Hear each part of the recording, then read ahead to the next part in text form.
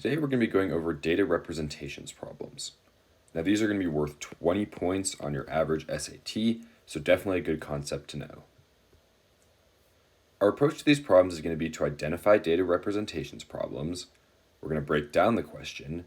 We're going to build a formula to solve data representation problems, and then we're going to solve a practiced question together. So how do you identify this concept? Well, it'll provide you a graph, and it's usually a bar graph, sometimes a table, or a line graph. And sometimes it's a different type of graph, but these are the most common. And they'll ask you to interpret the information, so you have to interpret the information on your graph, or it might ask you to look for a trend on the graph. So our formula for data representation problems is going to be step 1, to understand what the graph is showing. So understand what the graph is showing. Step number 2, we're going to see what the question is asking. And then step number 3, we're going to apply our graph to what the question is asking. So step number 1, we're going to understand our graph. So in our 4 answer choices, we see that on our y-axis we have potential energy, and on our x-axis we have time.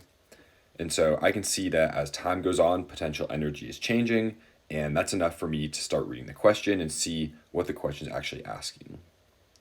So the question reads, a spring stores potential energy when it is either compressed or stretched from its natural resting position. In an experiment, James stretches a spring from its resting position and then releases it.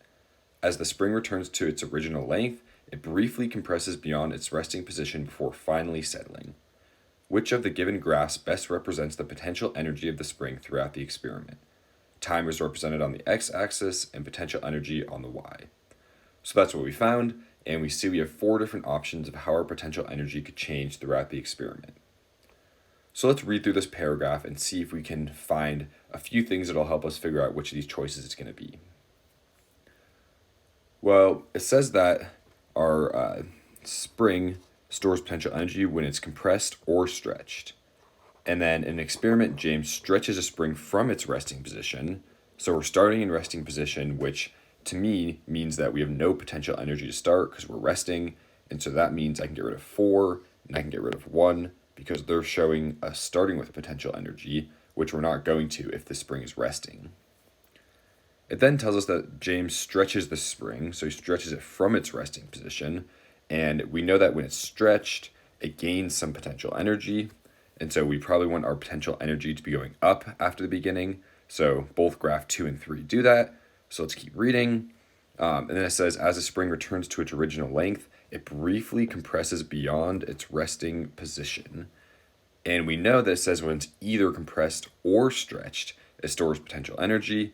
And so we'd expect our potential energy to go up a little bit as it's compressed, which we can see happens right here for number 2, but doesn't happen for number 3.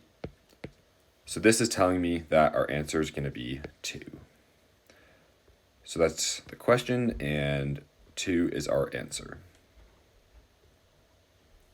So for this concept, you're probably not going to make much use of Desmos because you are given the graph and you have to interpret it, but sometimes it's still useful, so keep an eye out for Desmos on this concept sometimes. So good luck on these.